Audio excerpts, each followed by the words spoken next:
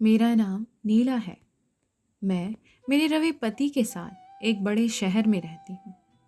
मेरे पति अच्छी नौकरी भी करते हैं। नौकरी करते अभी उन्हें 2 ही साल हुए हैं। हमारी शादी को अभी 1 साल ही हुआ है। शादी के बाद मैं उनके साथ यहीं रहने आ गई। उन्होंने एक अच्छी सोसाइटी में एक किराए का मकान लिया है। पास में कई बड़े बड़े घर हैं। यहाँ रहना एक अलग सी बात लग रही है। क्योंकि शादी को अब 1 साल हो गए थे तो मैंने भी सोचा कि मैं भी जॉब वापस से कर लेती हूँ। हालांकि इसके लिए रवि मुझे मना करते थे। कहते थे कि वो अच्छा कमाते हैं, क्या ज़रूरत है।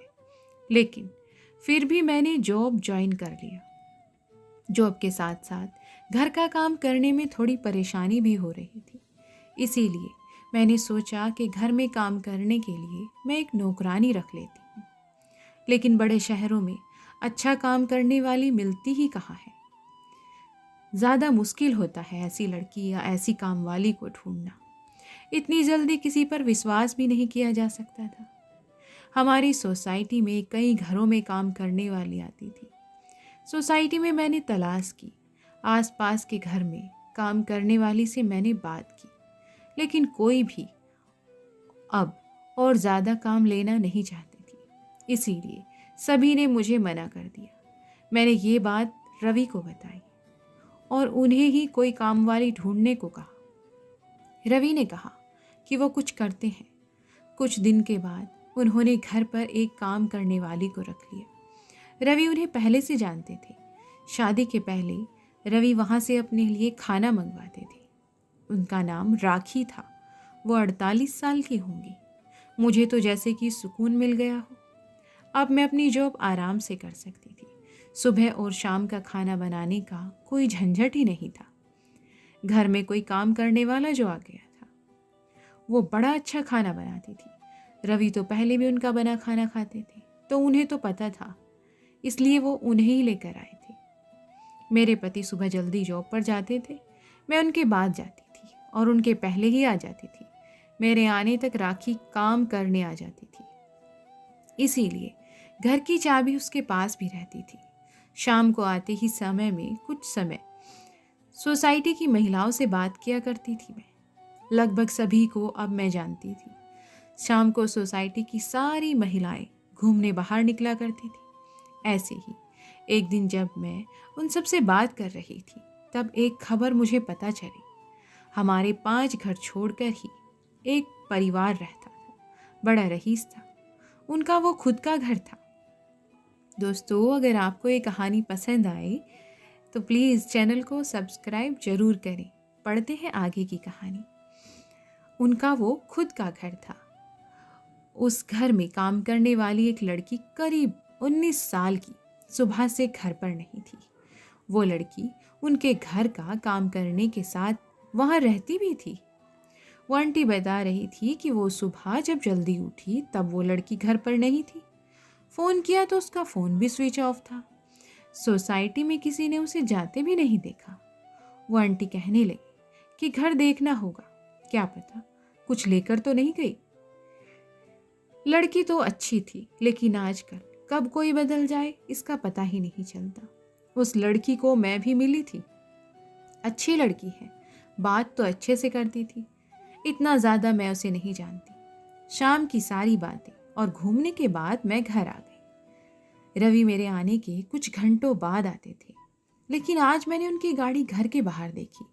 वो इतना जल्दी आज कैसे आ गए, यही सोचते हुए मैं दरवाजे की ओर जा रही थी। दरवाज़ा मैंने अपनी चाबी से खोला, लेकिन वो खुला ही नहीं, क्योंकि उसे अंदर से बंद किया गया था। मैंने डोरबेल बजाई, लेकिन कुछ देर खड़ी रहने के बाद भी दरवाज़ा नहीं खुला। थोड़ी देर बाद वो आए और उन्होंने दरवाज़ा खोला। रवि ने कहा कि तुम आ गई। उनके चेहरे पर एक अजीब सा डर था। मैंने पूछा, क्या हुआ? तुम इतने डरे हुए क्यों लग रहे हो? वो बोले, कुछ नहीं, मैं नहा रहा था। दरवाज़ा मैंने अंदर से बंद कर दिया था। आवाज़ सुनाई नहीं दी। उनकी बात सुनकर मैं अपने बेडरूम में चली गई। सुबह से घर से बाहर थी तो मुझे बड़ी थकान हो रही थी। बेडरूम का दरवाज़ा बंद करना मैं भूल गई, तो हवा से इधर उधर हो रहा था। जब दरवाज़ा खुला होता है तो मेरे बेडरूम के मिरर से हमारे हॉल और बाथरूम दिखाई देता है। मैं मेरे मिरर के आगे खड़ी होकर अपना मेकअप निकाल रही थी कि मुझे वो लड़की मिरर में दिखी, वो भी मेरे हॉल के बाथरूम में। रवि भी उस बाथरूम में घुसा जिसमें वो लड़की पहले से ही थी। ये सब मैंने क्या देखा, मुझे यकीन ही नहीं हुआ। इतना देखने के बाद मेरे बेडरूम का दरवाज़ा बंद हो गया हवा से। मुझे अब बाहर का कुछ दिखाई नहीं दे रहा था। मैं अपना सर पकड़कर बिस्तर पर बैठ गई। मैं सोच रही थी बाहर जाकर देखूं, और जो भी मैंने देखा वो सब गलत हो। मैं धीरे धीरे अपना बेडरूम का दरवाज़ा खोलने के लिए गई। मैंने दरवाज़ा खोला तो बाथरूम का दरवाज़ा तो खुला था। रवि और वो लड़की दोनों ही वहाँ नहीं थे। मेरी स्थिति उस समय क्या थी मैं बता नहीं सकती। मैं यह सोच रही थी कि रवि उस लड़की को कैसे जानता है। वो लड़की जब मैं यहाँ नहीं थी तब रवि के साथ क्या कर रही थी, और अब रवि उसे लेकर कहाँ गया। मैंने सोचा कि मैं रवि को फ़ोन करूं। मैंने उसी समय फ़ोन किया। रवि ने कुछ देर बाद फ़ोन उठाया। मेरे कुछ पूछने के पहले ही रवि ने कहा कि मुझे कुछ काम आ गया है, बस थोड़ी देर में आता हूँ। इतना कहकर रवि ने फ़ोन काट दिया। वो मुझसे झूठ बोल रहा था। आखिर ऐसा क्या कर रहा था जो उसे मुझसे झूठ बोलना पड़ रहा था। मैं अपने आंसू रोक रही थी, अपने दिल को समझा रही थी कि रवि से बैठकर बात कर लूँ एक बार। अभी से कुछ भी मत सोच, शायद कुछ गलत बात होगी या कुछ और बात होगी। लेकिन फिर यही ख्याल आता कि आईने में मैंने उसे देखा है। थोड़ी देर बाद हमारी काम वाली राखी भी आ गई। उसने मुझे इस तरह चिंता में देखा तो पूछा कि मैडम क्या हुआ। मैंने उसे कुछ नहीं कहा और मैं अपने कमरे में चली गई। रवि करीब 2 घंटे बाद घर आए। उनकी शक्ल देखने पर मुझे गुस्सा आ रहा था। मैंने पूछा कि कहाँ गए थे। वो बोले ऐसे ही, कुछ काम आ गया था। वो फिर मुझसे झूठ बोल रहा था। मुझे बहुत गुस्सा आ रहा था, लेकिन मैंने उससे अपने गुस्से पर काबू करके रखा क्योंकि घर में राखी थी। मैं नहीं कि ये बात घर से बाहर जाए। मैंने सोचा कि रात में इस बारे में रवि से बात करूँगी। हम लोग दोनों खाना खाने के लिए टेबल पर बैठे थे। राखी खाना लगा रही थी। खाना लगाने के बाद राखी बोली कि साहब बहुत अच्छा काम किया आज आपने। रवि बोले कि थोड़ा और लेट होते तो बस छूट जाती, इसीलिए मैं आते ही चला गया। मैंने पूछा क्या बात हो रही है। राखी बोली कि मैडम वो लड़की था यहाँ पड़ोस में, उनके यहाँ काम करती थी और रहती भी थी। उस लड़की की बात कर रही है। मैंने उसकी बात काटते हुए कहा, हाँ सोसाइटी में बात मैं सुबह से नहीं सुन रही हूँ, कहाँ है। राखी ने फिर कुछ ऐसा बताया जो मैंने सोचा भी नहीं था। राखी ने कहा कि वो छोटे गांव की है, घर की हालत ठीक ना होने के कारण उसे यहाँ काम करना पड़ रहा था। लड़की अपने घर जाना चाहती थी, लेकिन उस घर की मालकिन उसे जाने ही नहीं दे रही थी। उसे पैसे भी नहीं दे रहे थे। उस घर में दिन रात उसे 8 लोगों का काम करना पड़ता था। मालकिन वो बहुत परेशान हो गई थी। जब वो काम पर लगी थी तब सिर्फ 2 लोग थे, लेकिन थोड़े दिनों बाद 8 लोग आ गए, उन्हीं के परिवार के।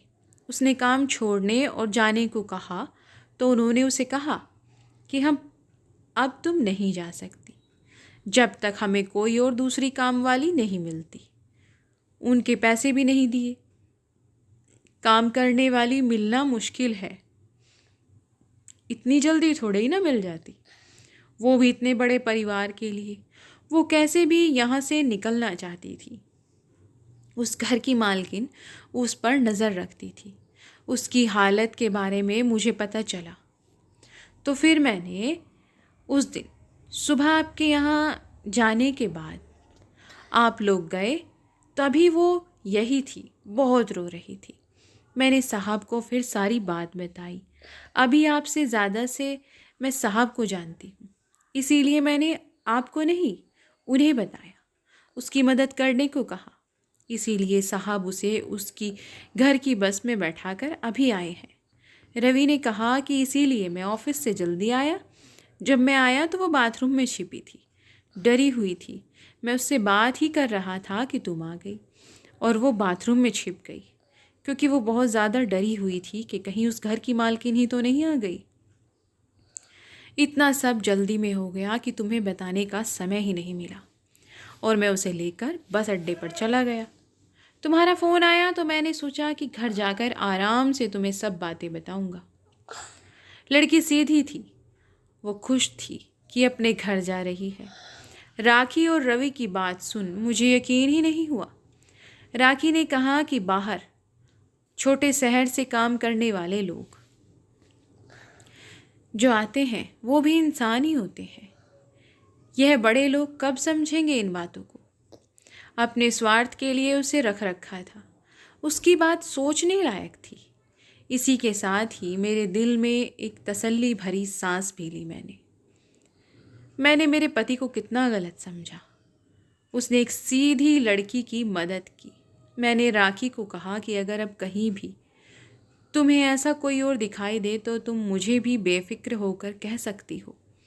हम इंसान हैं, सभी अपना जीवन अपने हिसाब से जीने का हक भी रखते हैं। आपको ये कहानी कैसी लगी कमेंट्स करके ज़रूर बताएं। इसी तरह की और अच्छी कहानियाँ आप यहाँ पढ़ सकते हैं हमारे चैनल पर। हमें आपके प्यार और सपोर्ट्स की बहुत ज़रूरत है। हाँ, चैनल को सब्सक्राइब करना बिल्कुल भी मत भूलें।